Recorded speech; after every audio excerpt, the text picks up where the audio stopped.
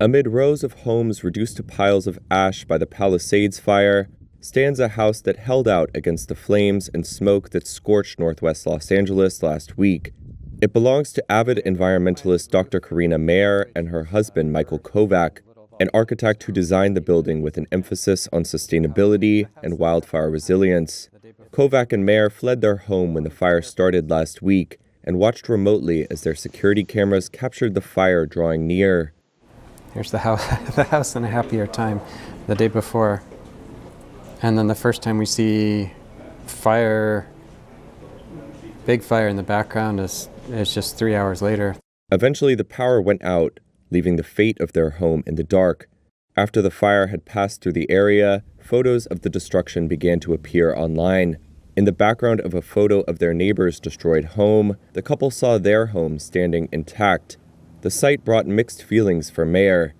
It really does look like an apocalypse or a war zone, with everything in ash and rubble and still fires smoldering and smoking and burning, and seeing our house standing there. So there is a bit, I guess, of survivor's guilt, if you want to use that term.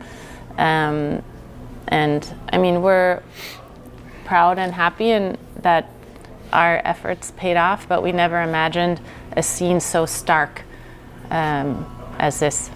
Some of the features that the pair believe helped save their home include fire-resistant cladding, a planted roof, and sprinkler nozzles that disperse fire retardant on demand. In addition, they incorporated what is called defensive space around their home. That minimizes the risk of flames jumping from one structure to the next. Designing the house so close to nature and knowing the history of Southern California, we were acutely aware that at some point in the house's life there would be a serious fire, nearby at the very least. And so we designed the house to be both fire resilient and sustainable. And happily, those two systems are often one and the same. The Palisades fire is one of many to ravage Los Angeles in the past week, leaving at least 24 dead and an estimated 12,000 structures damaged or destroyed. The firestorm is already the costliest in U.S. history in terms of insured losses. A Herculean rebuilding effort lies ahead, likely to cost billions of dollars. As that recovery begins, Kovac and Mayer hope that society will take seriously the threats of climate change and extreme weather events and come up with smarter, realistic solutions. We're not going to turn the climate ship around anytime soon, so in the meantime, whether it's dealing with floods in the southeast or hurricanes or wildfires in California, we have to be realistic about what those threats are and design accordingly.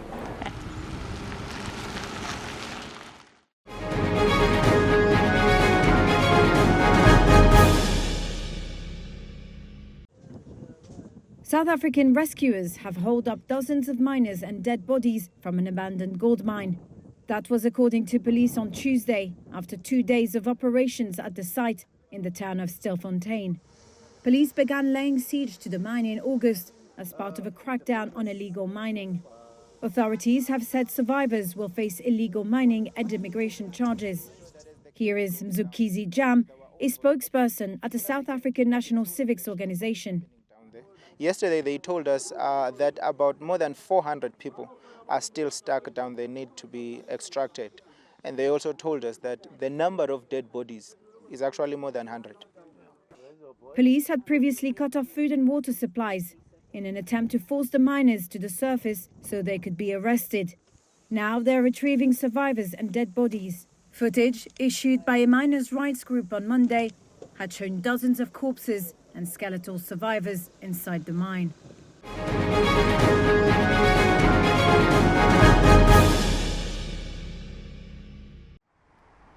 BP warned investors weaker fourth quarter results could be on the way. The energy major sees a lower oil and gas production, refining margins and trading. It said the drop in refining margins and impact of turnaround and maintenance activity could lead to an up to $300 million drop in profit quarter on quarter. The news sends BP shares down almost 3% Tuesday. Janet Moy is head of market analysis at RBC Brewin Dolphin. She believes analysts want to see a new plan from BP. Investors are just waiting to hear more. So unless there is a very credible, profitable claim that it's not going to put other issues like share buybacks at risk. I think we just have to wait and see. They may have to wait though. BP delayed its much anticipated investor day due to a medical procedure for CEO Murray Auchincloss. The British firm said he will be back in the office in February after undergoing a planned procedure and is recovering well. The Capital Markets Day was due to take place on February 11th in New York, but will now be later in the month in London. Auchincloss has struggled to steady the company while facing investor concerns over strategy. He's expected to unveil his strategy for the company at the Capital Markets event.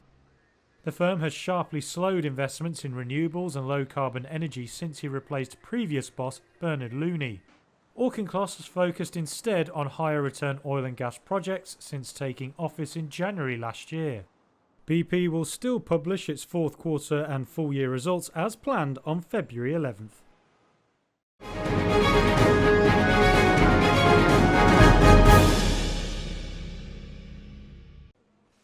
Elon Musk was sued on Tuesday by the U.S. Securities and Exchange Commission.